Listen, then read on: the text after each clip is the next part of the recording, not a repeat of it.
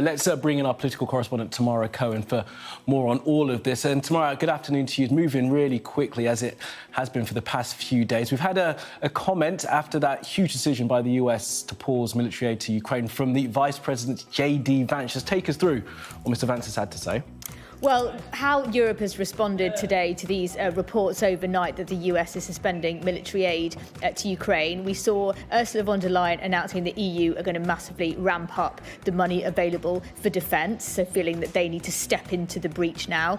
We've heard in the last couple of hours that Keir Starmer spoke to Donald Trump last night. It was not confirmed to us whether they discussed this pause in military aid or whether the Prime Minister tried to talk him out of it, but certainly in the House of Commons yesterday, he did not seem to think that this was the US position. But they did speak last night, and Downing Street very much saying that nothing has changed in terms of the UK approach. They still believe the US is an indispensable ally. It is still the desire of both the US and the UK to achieve a durable peace in Ukraine, and no criticism of the US decision.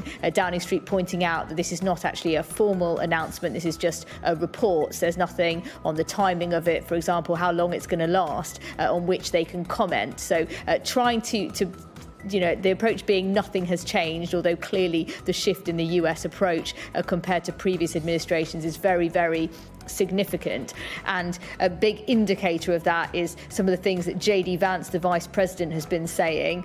He caused a lot of anger at this side of the pond with an interview he gave to Fox News last night, shedding doubt on the idea that Russia would be deterred by what he called 20,000 troops from some random country that hasn't fought a war in 30 or 40 years. He also went on to say that the key guarantee that the US would want to see is the minerals deal it wants to sign with Ukraine, which he said would give some economic upside to US taxpayers. Now, there were calls from across the spectrum, including from the Conservative Shadow Defence Secretary, for the Vice President to apologise for his comments about UK troops, who, of course, fought bravely in Afghanistan alongside the US.